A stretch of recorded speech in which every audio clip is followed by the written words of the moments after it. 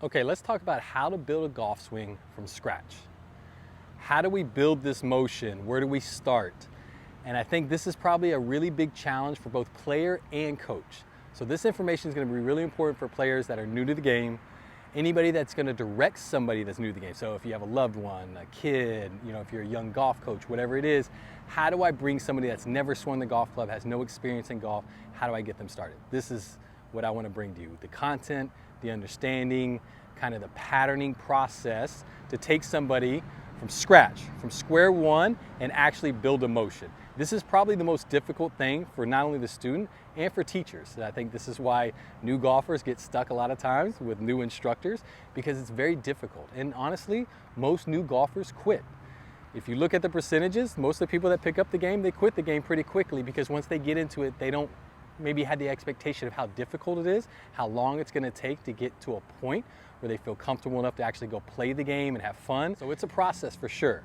But I'm going to help bring this information to you. There's a lot of information, but I'm going to simplify as much as I can, really help give you guys almost what's important. What are the really important things that you need to be worried about right now as you're getting started, and how can we start to build this motion effectively? And I'm going to give you a way that not only as you build this motion, you have steps to add on top of one another, but also the ability, when you start to lose control, to regress. And I think that is so important in this game. You've almost got to master the ability to start over at square one over and over and over again. The better you get at doing that, the more consistent your overall pattern is going to be.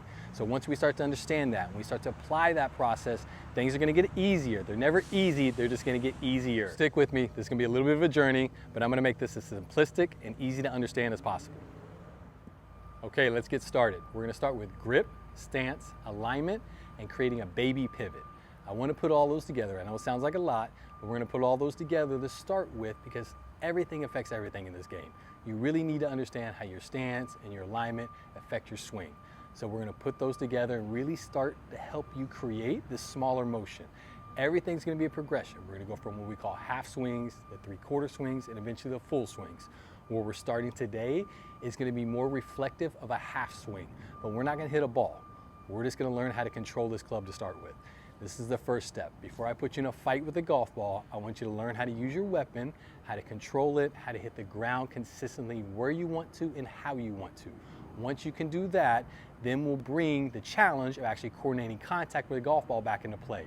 But to start with, whether this is your first time playing or when you warm up moving forward, I always want you to start swinging without a ball first, understanding how to control the club, and then move yourself to the golf ball afterwards. Okay, let's start with the grip.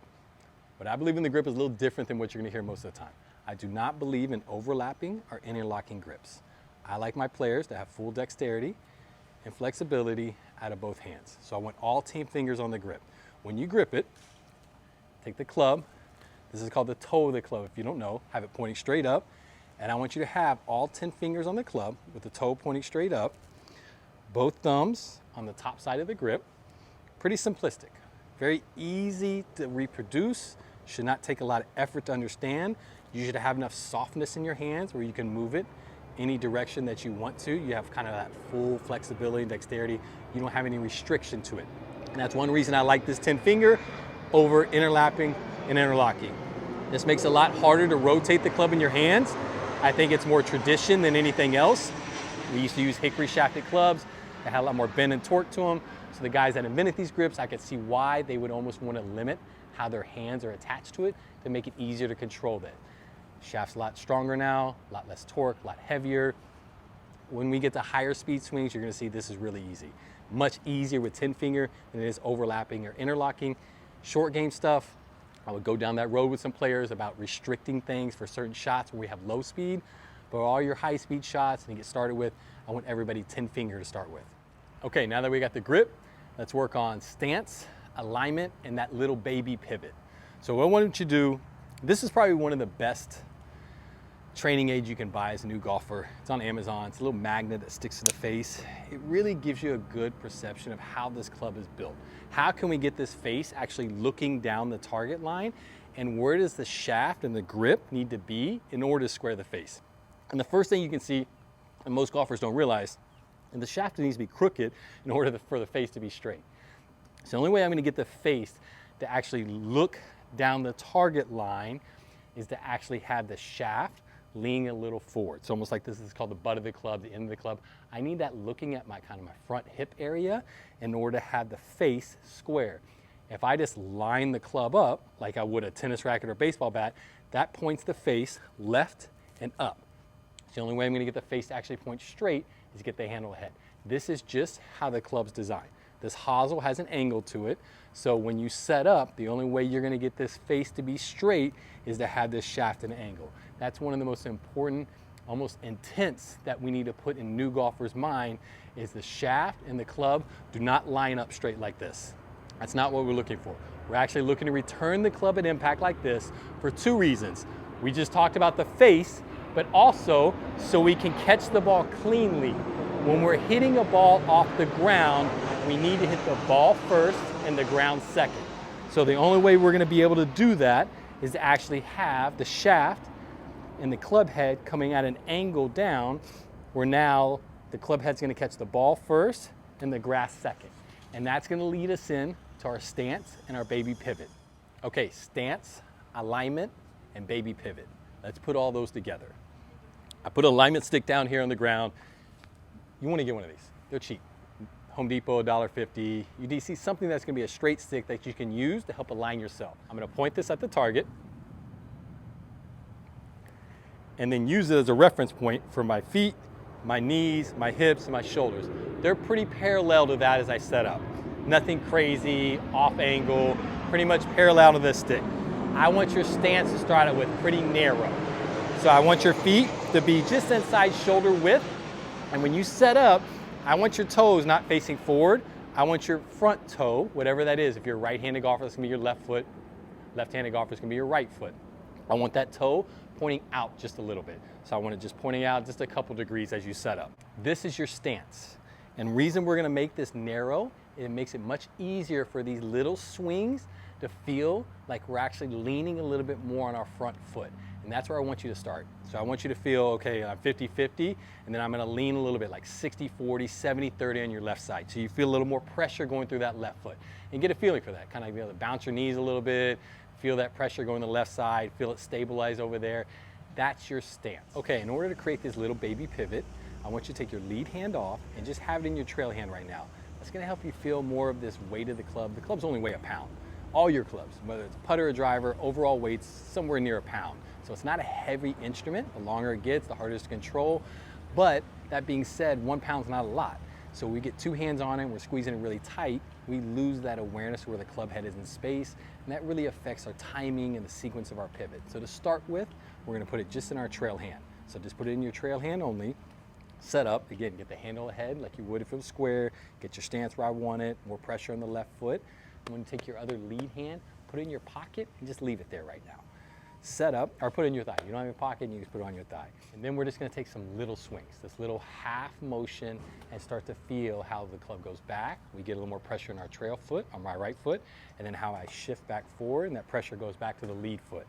So we're gonna make these little swings, halfway back, halfway through, feeling the weight of the club, and starting to sync up when our weight shifts, and how we can pull the handle of this golf club at the angle that allows the club head to hit the grass in front of the golf ball. This is another huge intent I've got to establish with my new golfers. The club is designed crooked, and we're trying to hit the grass in front of the ball. Man, we can cure about 80% of your problems probably starting out just with those two intents, really be firmly established in your mind. So don't lose sight of those two things. Club starts forward, starts at an angle, and we're hitting the grass on the left side of the ball in order to hit the ball cleanly. That's what's really gonna help influence what it feels like to shift my weight from my trail foot to my lead foot, and then how I can pull this handle, again, at an angle that helps me hit the grass in front.